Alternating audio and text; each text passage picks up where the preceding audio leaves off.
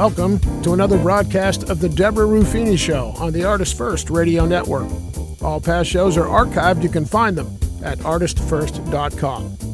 And now, from England, here she is, your host, Deborah Ruffini. Greetings from England. This is Deborah Ruffini with another broadcast of the Deborah Ruffini Show. Today it is my pleasure to be speaking with Kenny Wheatley, who is an adoptee born in a home run by nuns. Kenny will be sharing with us and enlightening us on the research carried out on the implications for an adoptee. So Kenny, thank you for being on the show. How are you doing? I'm fine, Deborah. Thank you for having me. Oh, that's good. It's an absolute pleasure. And this is really interesting subject matter, something that hasn't been covered before on the show. So it's it's good to be talking about this. What was early childhood like for you, Kenny? Early childhood, like any other early childhood, I suppose. Other than, and this perspective is through the lens of time and through an adult's perspective. My two earliest memories would be from around the age of, I suppose, 3 or 4 years old. Right. One of those is being thrown up and down in a blanket by my siblings, just letting the tension in the blanket go and then pulling it tight and sort of tossing me up in the air and catching me. Yeah. The second and more telling memory is a lot less pleasant. Right. When I was 3, I was taken to nursery. And as my mother, as she was all I knew at the time, went to leave the room, I had what could only be described as an existential meltdown. Right. I went quite feral and became inconsolably upset.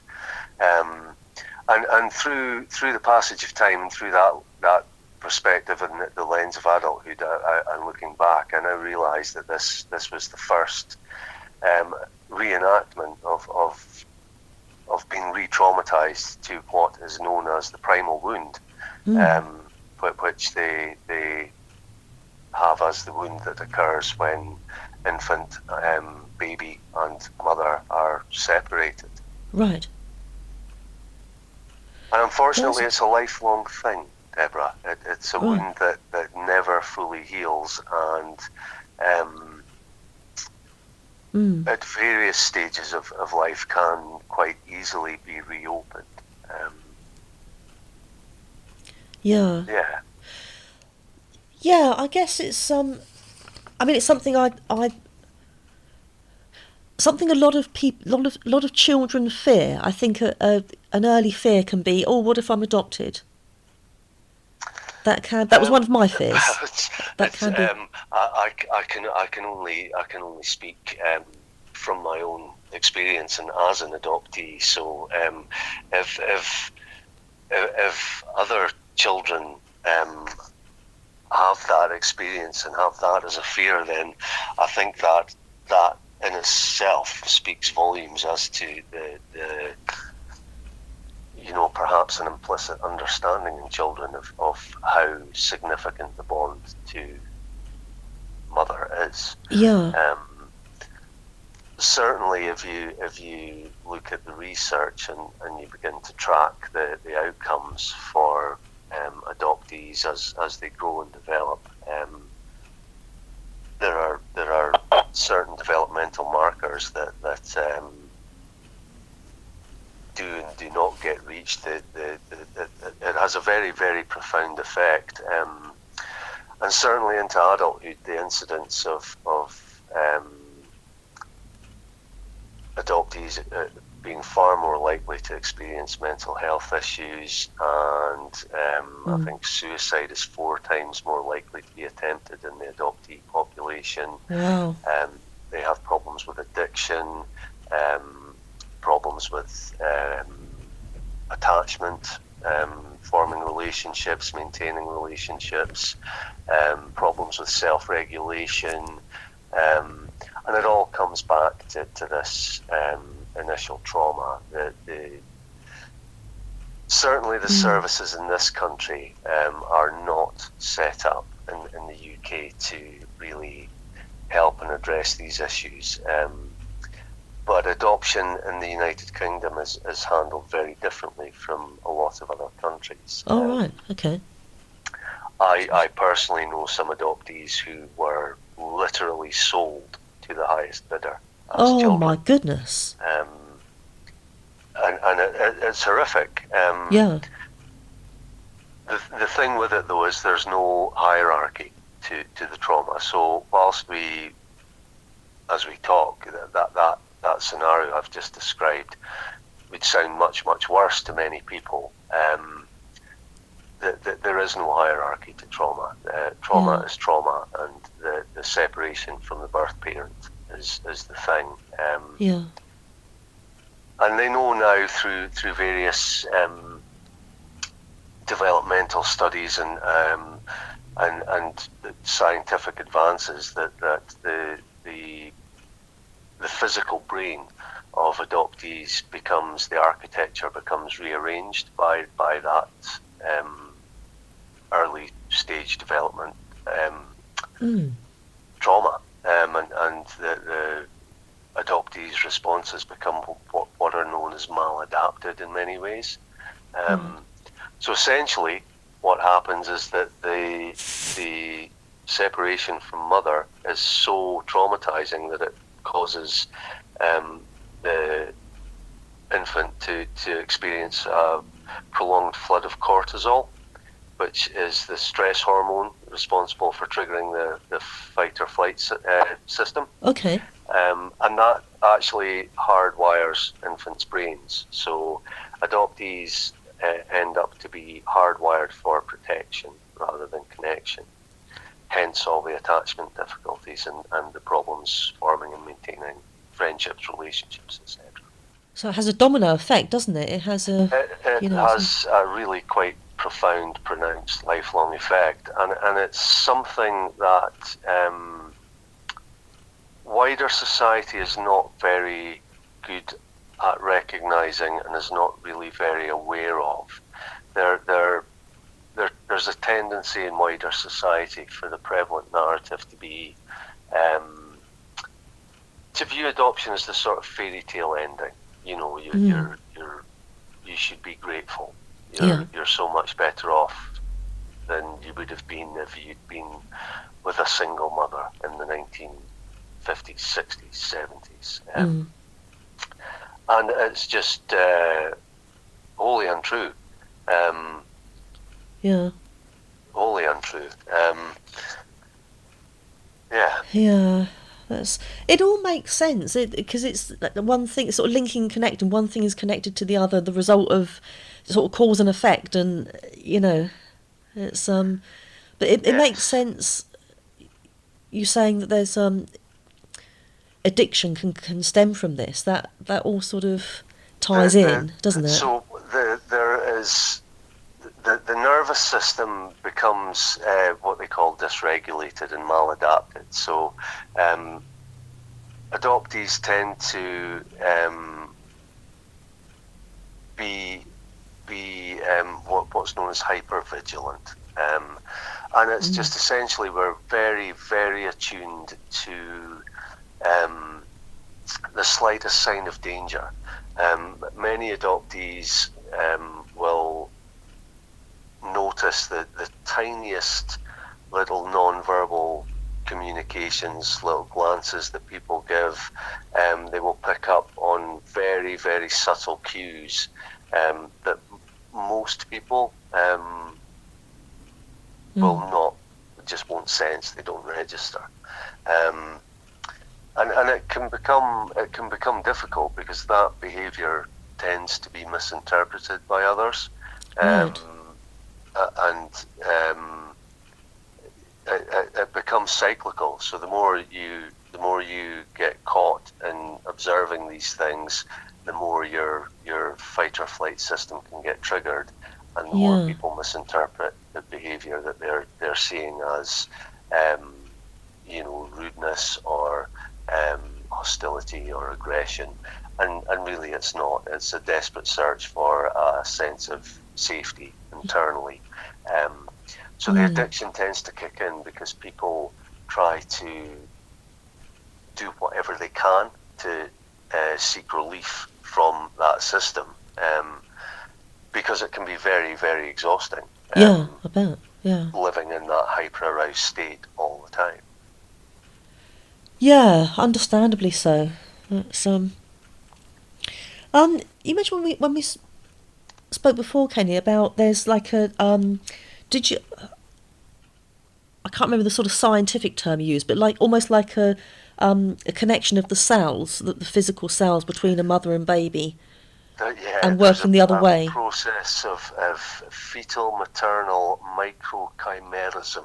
That's why I couldn't remember all that. Yeah, bit of a mouthful, but it's essentially in utero there is a continual exchange of cells between mother and baby, and there are systems in utero where if the developing infant is lacking a certain type of cell in the process of the developing embryo, the mother's body, certain chemical markers and signals are sent, and the mother's body will send the required cells. But it's actually a two-way process. So if the mother were also having some internal biomedical problem, the developing embryo detects that and will send cells back up the umbilicus to help the mother heal. It's really quite a remarkable process. Yeah. But infants are we know now, and I guess at the time I was born, 1969, and through the 70s, that the psychology of child development was in a very sort of nascent stage, and obviously there are certain ethical issues surrounding children and tests and whatnot. But it's come on to such an extent now that they know so much more about the way that infants are bonded to mother while still in utero before they even enter the world. Wow. And they also know that within 24 hours a newborn baby can pick out the smell of mother's milk from an array of 10 breast pads instantly. They know which one it is. That's remarkable. It is. And also, the mother's voice is known. There's all these biochemical markers have been getting passed backwards and forwards. There's the genetic connection. You know how your mum smells. There are everyone, adults, babies, infants, all have what are known as mirror neurons as well, and they're a set of cells in the brain which we're not really aware of. We're not really aware of their functioning, but the best way to explain it is if you're around close family and friends and they are in a foul mood, you'll find your own mood will start to change to mirror socially what's happening. By the same token, if you're with people that are extremely joyously happy, your mood will start to lift. Yeah. And again, these are mirror neurons, are sort of social neurons that allow us to fit in and adapt and function socially. And again, that process is very reliant on face-to-face contact with the genetic mother. Certainly in the very early development of socialization and connection for the baby. And babies know when that genetic bond is broken. They do know that the person providing them with that is not their biological parent. And again, that tends to contribute to the primal wound into the issues that occur later on, and the misinterpretation of behaviours, and adoptees possibly not being able to respond quite as well to these cues. So always being and always certainly feeling a little bit at odds with the world and having a sense of not belonging and not quite fitting in. Yeah. Which can be hard. It can also be a good thing too. Oh, right, okay. But it can Makes be very sense. isolating. Okay. And that taken with the difficulties with attachment and forming and maintaining relationships, it all interplays together, and can be tricky. Yeah. Yeah, it's it's a lot to take on for a human, isn't it? We realise how important it is to have that bond It for is, and mother. there are things that we don't really ever think about. They're just taken. I would guess by the majority, they're taken for granted because that is the norm. For myself, and possibly slightly embarrassingly, although I know I've no reason to be embarrassed by it. These are processes that I've only really fully come to. I've had slight awareness of some of them for all my life because it's been my lived experience. But I've only fully comprehended this in the last 2 years. I say that's possibly slightly embarrassing. Right. Because No, not at all. I'm 52. I Sometimes possibly should have realised before now. Well, and I'm also, that's I'm a graduate. I have a master's degree. Yeah. Oh well. Yeah. The first 2 years of which were in psychology. But even at that time, and what that would be 20 years since I graduated, I guess. Yeah, a little bit more, 20 plus years since I graduated. Yeah. Even in that intervening time, the science has moved on greatly, and obviously PET scans and such things have been performed on adult adoptees, and the results from these scans are remarkable. The images that are gleaned are extraordinary. Experiments have been done where they have asked adoptees to talk about their adoption, to relate what they can recall, certainly for sort of late adoptees, of parents, and just any recounting of a traumatic tale, and they can see exactly what happens in the brain, and the amygdala lights up, which is exactly the gland deep within the ancient part of the brain, at the sort of right at the brain base, at the brain stem. So it's one of the first structures that actually develops in utero, certainly in terms of the brain, and that tends to light up. But what is more remarkable is that the frontal lobes shut down. Almost completely. So the then becomes very difficult to, it becomes near impossible to think calmly and rationally, because you're thrown totally into the fight or flight response, and the amygdala will be sending signals, which means that you're getting floods of adrenaline and cortisol and all the stress hormones to prepare your body either for fight or flight. Yeah. Now, the unfortunate thing is that will be happening in situations where that is not an appropriate response, because there is no threat. Oh, okay. So yes, it gets very difficult.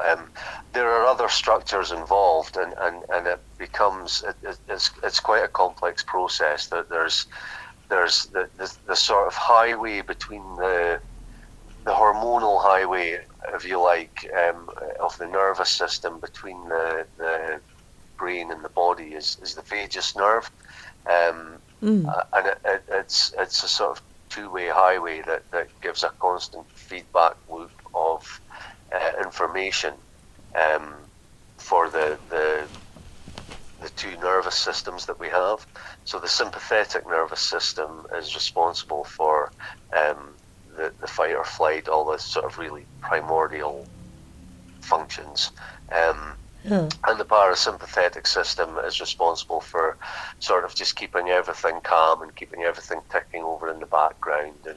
And these things become very out of sync and very out of kilter. And you can generally tell. I don't know if I presume it's an almost universal experience, because generally what we get, and it's something that we don't think about very often, when we perceive a threat or we get a fright, that there's almost a sensation either in behind the solar plexus or just below it, almost as though someone reaches in and grabs hold and twists our gut. Okay, yeah. So it's what people sometimes refer to as that gut reaction.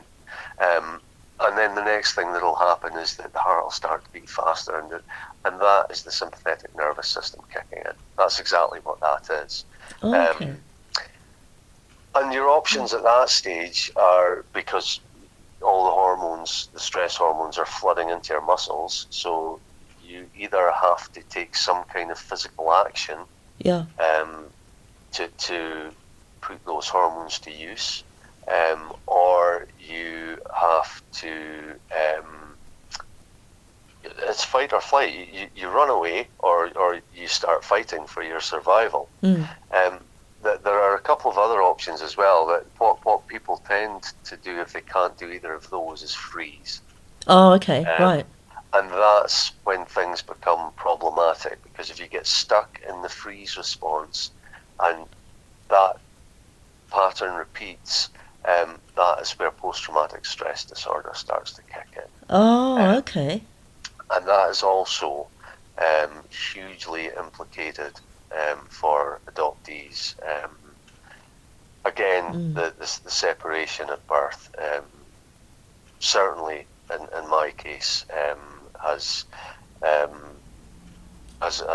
given me that as a lifelong condition. And what we spoke about earlier, that first re-traumatization of being left at nursery is the first instance of the wound being ripped wide open again. Yeah. And obviously that's something I didn't understand until many, many years later. It's hard to understand, to sort of have a full consciousness when it's things to do with ourselves, isn't it? Quite often we can look into a different situation and sort of work things out and, do a little bit of psychology. But when it's to do with us, it's more, it's harder, I think. It can be more difficult. As a lived experience, because we I think there's a tendency as the human animal to, we all form narratives to afford ourselves some level of understanding and comprehension of our experiences, and we try to tie it together almost into a continuous story. Yes. And that's probably a mistake, because life doesn't really happen like that. But we have to make sense of our existence on some level. So, between our innate ability for and need for pattern recognition, and the tradition that we come from of narrative, and that dates back thousands and thousands of years. We've always been, if language isn't for storytelling, I don't know what it's for. Yes, So we have to make sense of things. But I know from my own experience that up until very, very recently, it was difficult for me to comprehend why people couldn't understand. Okay, all right, yeah.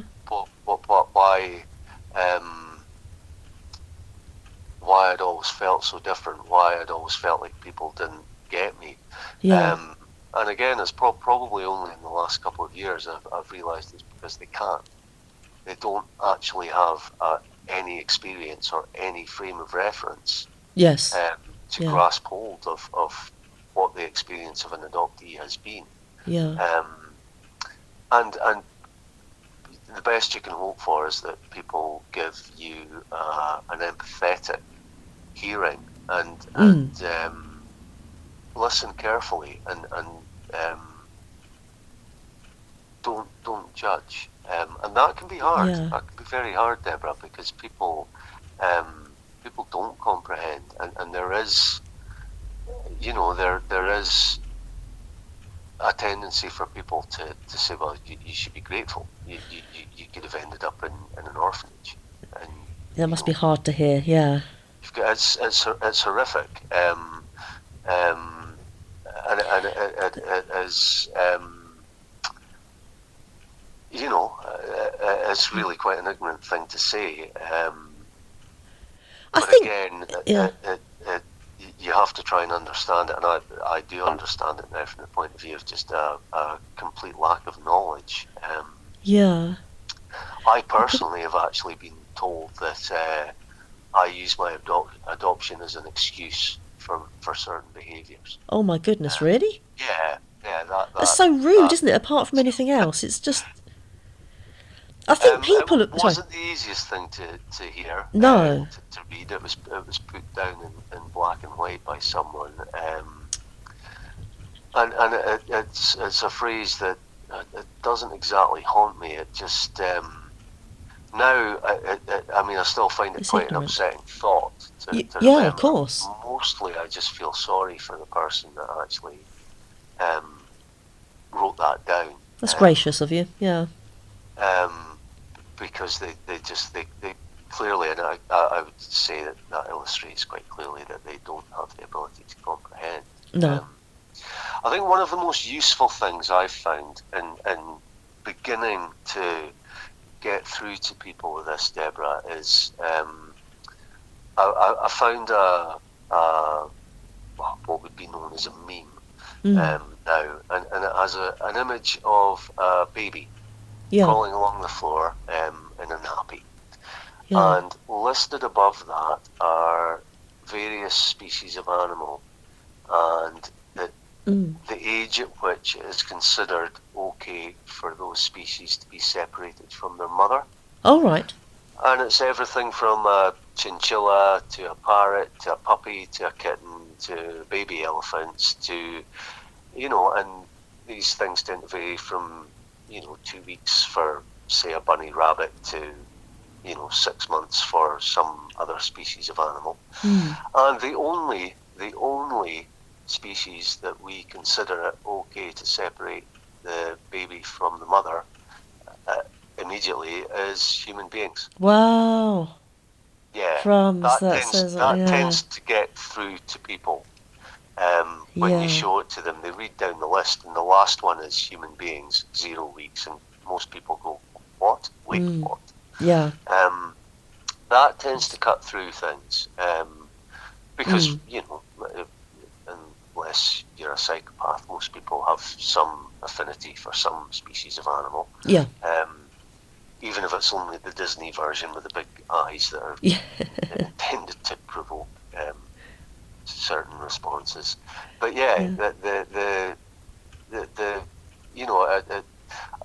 they talk very much about adoption loss in the adoption community, adoption trauma, relinquishment trauma. Adoption's a term that I get it, that it's the accepted term that's used. It's the widespread term. It doesn't quite fit correctly for me because, you adopt a position. You adopt an argument. You adopt a dog.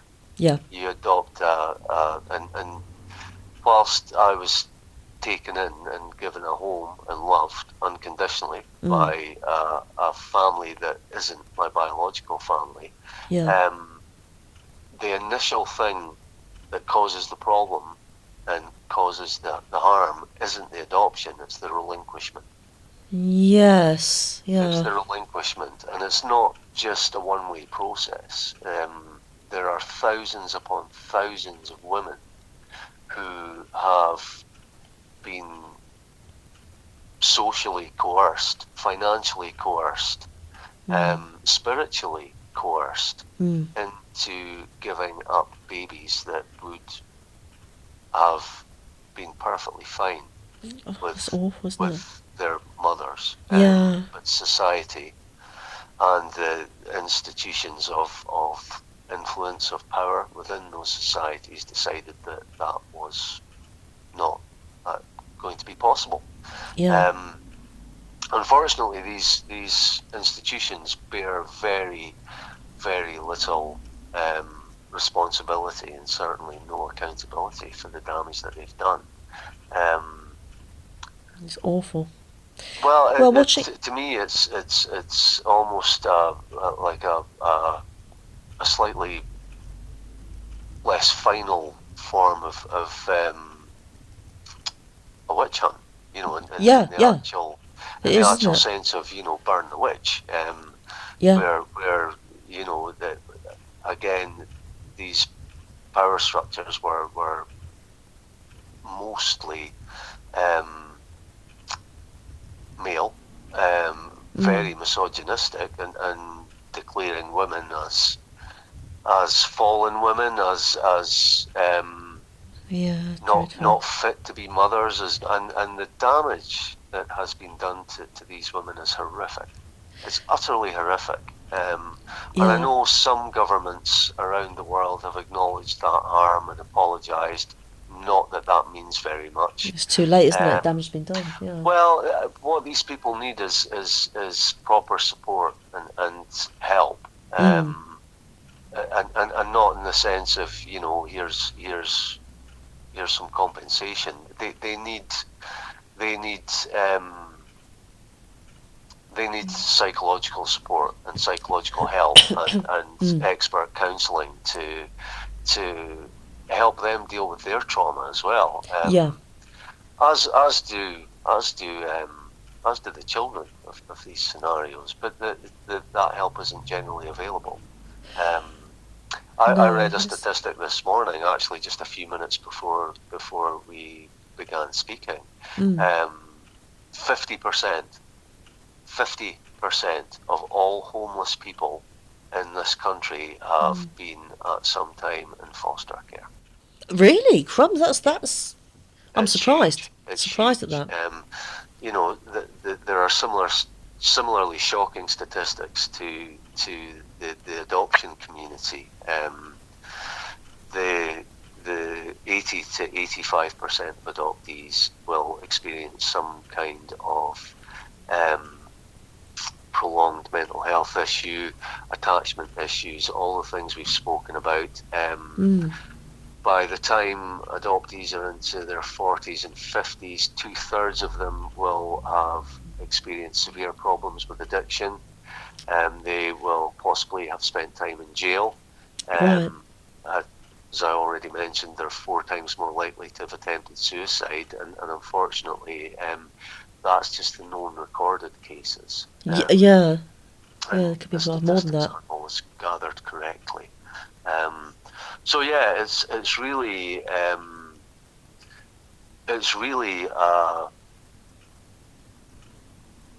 a very profound and pronounced problem. I know it's handled very differently in the United States, and it's certainly in certain states it's almost a business. Is it?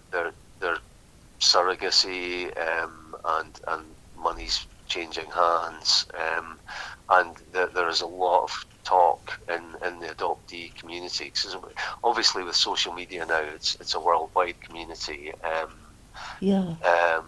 I can sit in on adoptee meetings that occur regularly in the US.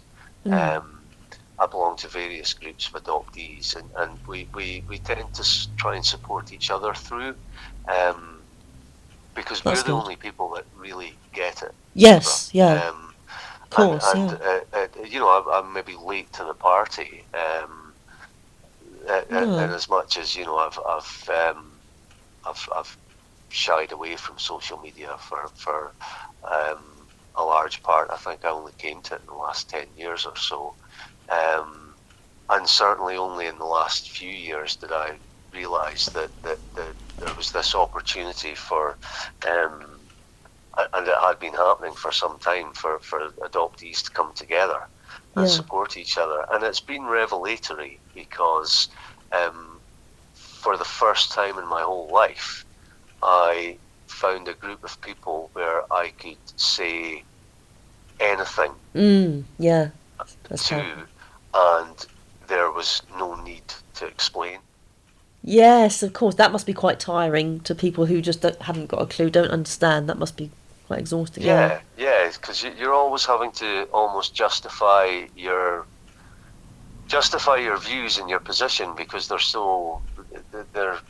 informed by a whole different experience than the experience of, and I mean, I don't know what the worldwide statistics are, but 99 point something% of people are not adopted. So we're massively in the minority. Yes. So finding that tribe where you've got a group of people, even if it is only online, Zoom meetings. It's still good, isn't it? Yeah. To see a look of recognition, Deborah, in somebody's face as you talk, for the first time in your life when you're 51 years old, it was an extraordinarily emotional thing. I'm actually getting a little bit emotional thinking about it just now. Oh, of course. It's natural. Because you live your whole life with picking up on these subtle non-verbal cues and just knowing that the people you're talking to just don't get it. Yeah. It's that complete lack of recognition, and even the subtle changes in the size of the pupil of the eye are a dead giveaway for certain things. Those are such tiny, minute things that most people don't pick up on them. Most adoptees do.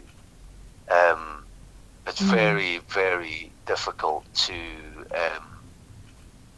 pardon my vernacular, it's really difficult to bullshit an adoptee. They spot it a mile away, and it can be a really quite an unnerving experience for non-adoptees to encounter an adoptee who is in a state of hypervigilance, because they pick up on the slightest thing, and I've seen it. I mean, I've seen it in my own interactions with people, that people find it hard, and it's uncomfortable for them, and they shy away from it, and they don't want to engage. That's super intuitive. That's a misinterpretation, I would suggest, on their part. I'm not trying intentionally to do that to anybody. I'm no different. I'm a human being. I need to connect to people. We are a social animal. So it can be very, very difficult and very painful. And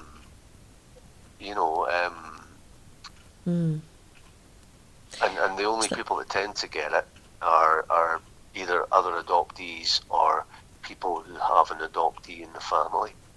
Okay. Because they've then had first-hand, close-up, lifelong experience of it themselves. So they understand that it's not being hostile. It's not just being weird. It's like being super intuitive, really, isn't it? For it, yeah.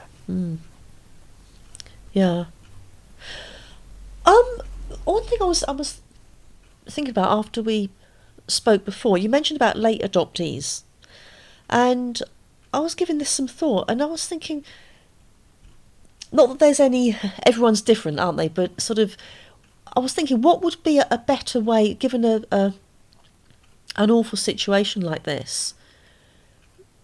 If you're told later in life that you're adopted,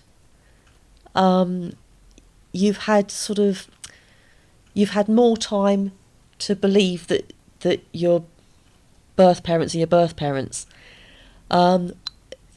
It's difficult, isn't it? Is it more of a shock? I mean, how do late adoptees sort of deal with it differently to people that were told from way back? Again, I can only speak to this very, very superficially, because it's not been my experience, and I would hate to say anything that misrepresented it. Sure. Yeah. I know I know a few such people, and I know they said it was a real it was really, really difficult. It was incredibly upsetting and very, very hard for them to come to terms with. I bet. There is a sense for certainly the people I know of being lied to, of being misled, of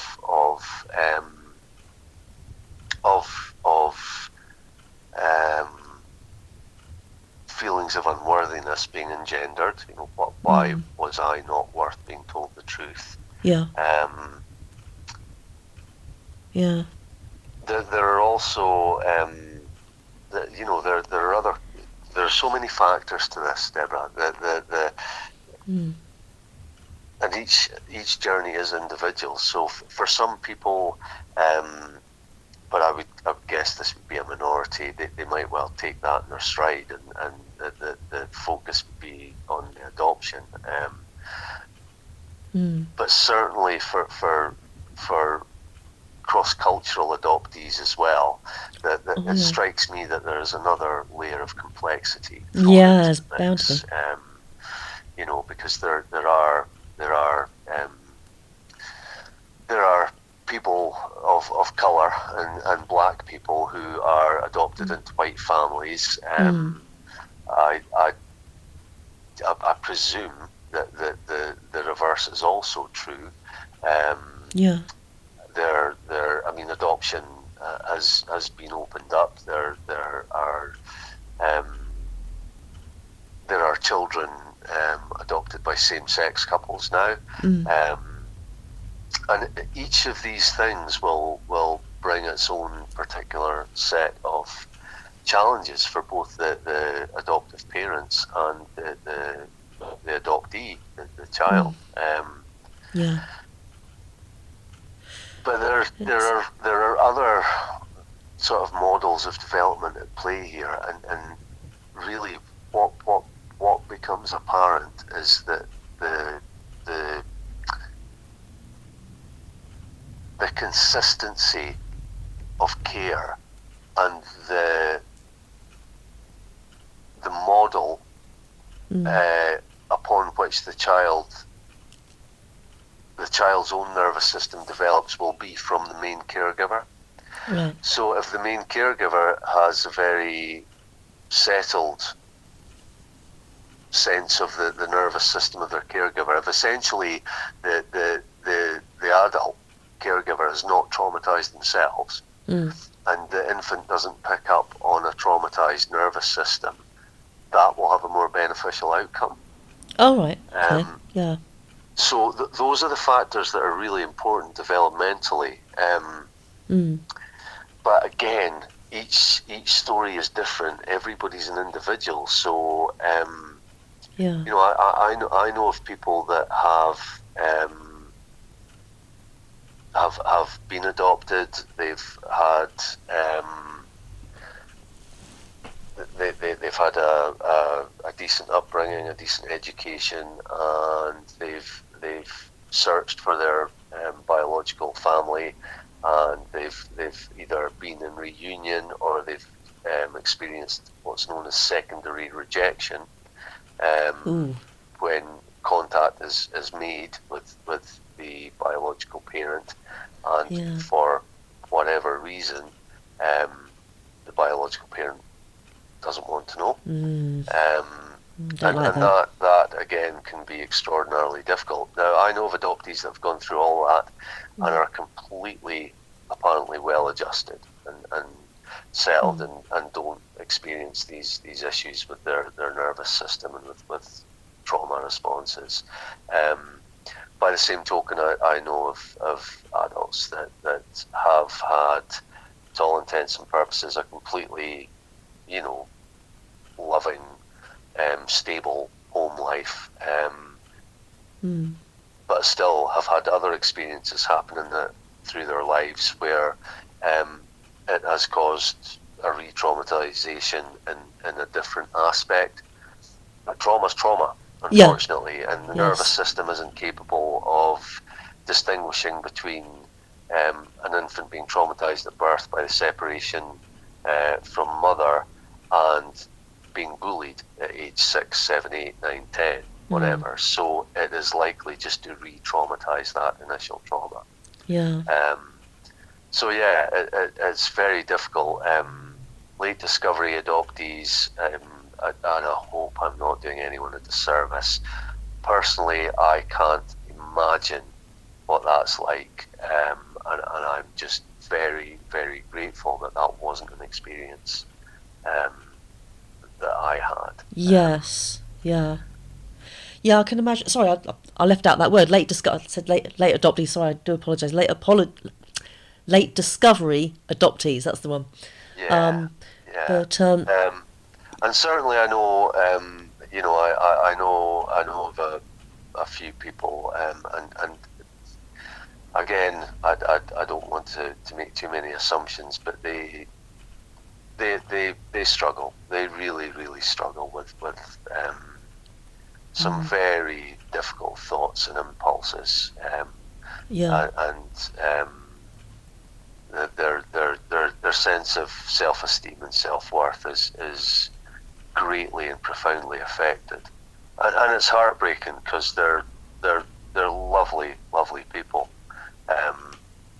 but they similarly go through this process of having a different set of mirror neurons and people, non-adoptees, looking at them like they're very strange and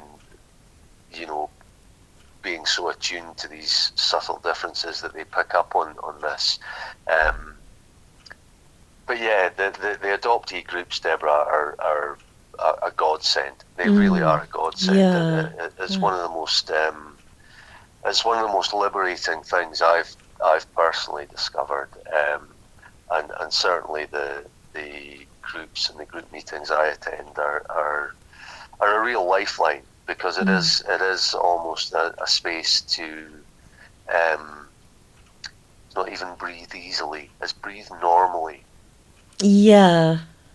Because they're really, you never ever pick up on those reactions, those little subtle cues. There is just recognition and support, and things that I will say to, and I've even had this comment from my own family, Kenny, life's not really like that, and I know these people, I know them well, and I know they love me, and I know they've got my best interests at heart, but sometimes you can just scream at them.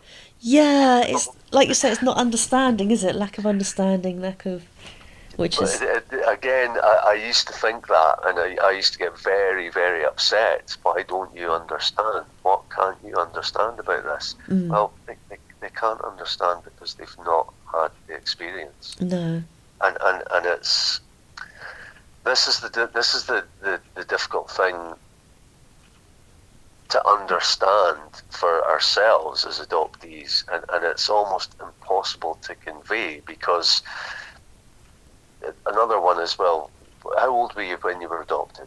Okay, well, I was adopted. I was placed with my adoptive family at approximately 6 weeks old. So you don't remember it then? Well, that's hardly the point. And there is a massive difference between remembering, recalling, and what actually happens. Because what they know now is that the from what we've discussed earlier, that the trauma imprints into the nervous system. So you don't have to be able to remember it imagistically.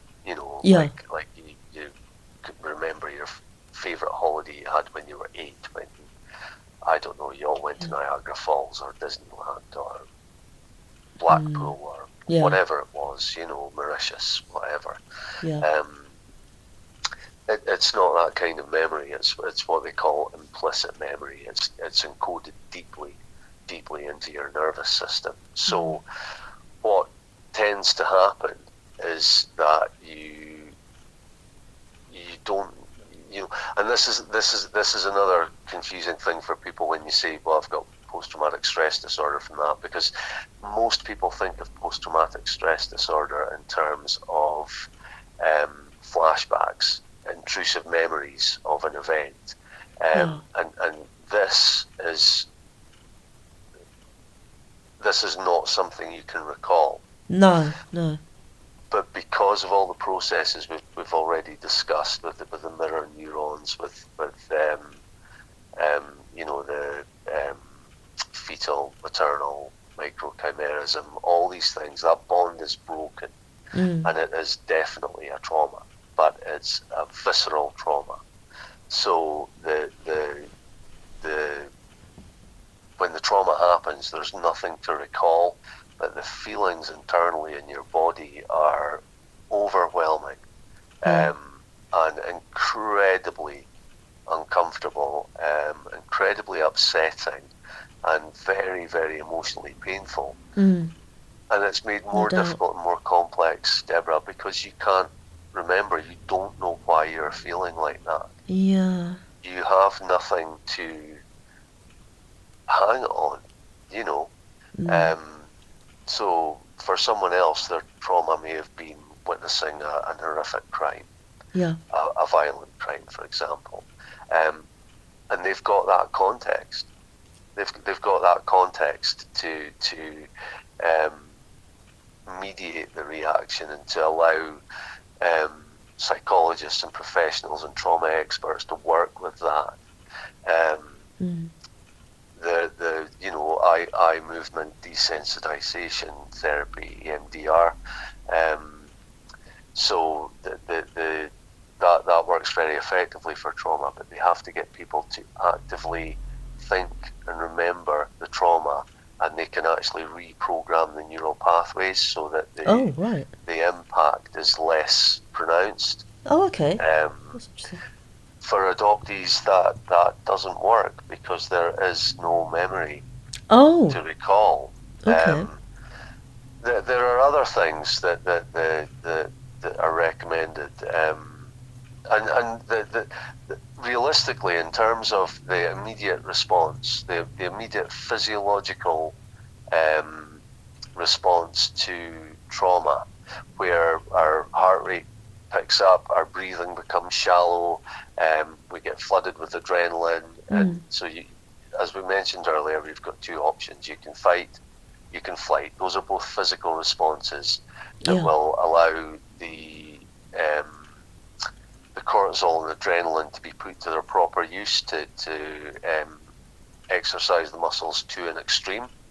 But you know yourself, if you've ever been in a close call in a car, if you've ever had a close call to a car accident, and you stop, you pull over at the side of the road and you get out, your muscles will physically start to tremble and shake. That is the adrenaline and the cortisol flooding into your muscles. Oh, right. Okay, that's exactly what that is. That's what causes that. In terms of the nervous system, because of the way the vagus nerve works and extends down into your body, if you can't go through some physical process to dissipate the neurochemicals, the hormones that have been flooded into your body to engender that response, the only option you have is deep meditative breathing, is to actually start utilizing your diaphragm. Because what happens is you take a deep breath in and fill the lungs up, fill the chest cavity up, and down deep into the belly, is that your diaphragm rises and flattens out, and then as you fully exhale, and you do have to fully exhale, You squeeze the stomach muscles in, push all the air out, pause for a second. It causes the diaphragm to go into almost the shape of a mushroom, Okay. dome of a mushroom. And the vagus nerve has a direct connection to the diaphragm. And repeating that for 5-10 minutes will bring the parasympathetic nervous system back online. Oh, okay. Because as soon as you get the fight or flight response, it shuts down. Yeah. So the temporal lobes, not the temporal lobes, beg your pardon, the prefrontal cortex, your speech and language centre shuts down. Various other areas of the brain, the blood supply becomes diminished because everything's getting focused on other areas of the body to keep you safe, keep you protected. Yeah. So that breathing will bring the parasympathetic system back online. And it is one of the only things you can do for post-traumatic stress disorder when you are being what is called triggered. Okay. That literally is the only thing you can do. There are various other things that are recommended as therapies to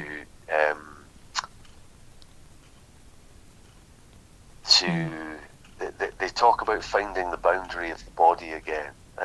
You almost have to reconnect your body to your brain because it becomes so uncomfortable to experience your own body with post-traumatic stress, because you're getting all these really extreme reactions in your body to stimuli that don't warrant them, that don't merit them. So it literally becomes difficult living in your own body. So there are various tapping methods, and one of the world's foremost authorities on trauma is a gentleman by the name of Visceral. He has lots of videos on YouTube. I would recommend anyone to go and watch these. He's a fascinating man. Oh, wow. Yeah. Sounds a little bit like a Dutch David Attenborough. Does he? That kind of voice, very calming voice, lovely guy, and absolute expert in his field. But he talks about this, and two of the things he advocates quite a few things, but he knows what works. So you need physical therapies to work with trauma. Yoga, he advocates. Certain kinds of yoga are very good. These deep breathing exercises, and martial arts, would you believe? Oh, wow, okay. And this was revelatory for me as well, because when I was age 8, not only was I adopted, Deborah, I was adopted into a church house. Right. So it was almost a double indemnity for me as a child, because I was different anyway. And when the other kids discovered that I was the son of a church house, they made certain assumptions and had certain expectations. Yes, of course, yeah. And I was bullied quite a lot as a child. So at age 8, instinctively, because I had some anger issues as a child as well, and Scottish and a redhead, bit of a heady, dangerous mix, you know. It's keep calm, mate. Sorry, I'm Scottish and ginger. I don't do calm. My mum sent me to martial arts at age 8. I think partially because she realised that I needed to learn a sense of discipline, and because she knew I was being bullied, she knew I had to learn how to look after myself. And instinctively, you know, again looking back, I think I probably had ADHD as a child, attention deficit hyperactivity disorder, because I couldn't sit still, constantly active, constantly on the go. Tried every sport going as a child,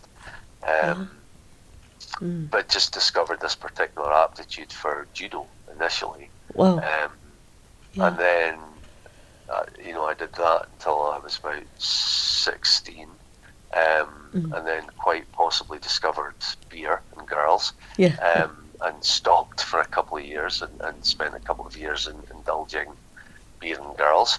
And then at 18, took up kickboxing. Oh, wow. And became really, really quite addicted to kickboxing. Was sort of training 5-6 nights a week. Yeah. And then discovered jiu-jitsu at university, and so it's been a lifelong interest. Yeah. And certainly in terms of regulation for me, physical things have been hugely important, beneficial. That's wonderful. Kenny, I'm really sorry. We've run out of time. I do apologise. No, we could do a part 2 with this. That would be, but yeah, it'd be nice to hear further if you'd be interested in continuing with the life. That would be lovely. I'm sure we could at some point cover a different area. It's been lovely chatting to you. Thank you so much for sharing about your life and enlightening us on the given research as well. I think that's been important. Thank you very much for inviting me, Deborah. It's been lovely to have the opportunity. Oh, it's been wonderful. The pleasure's been all. And thank you. And to the audience, thank you for tuning in. And until next time, lots of love and God bless.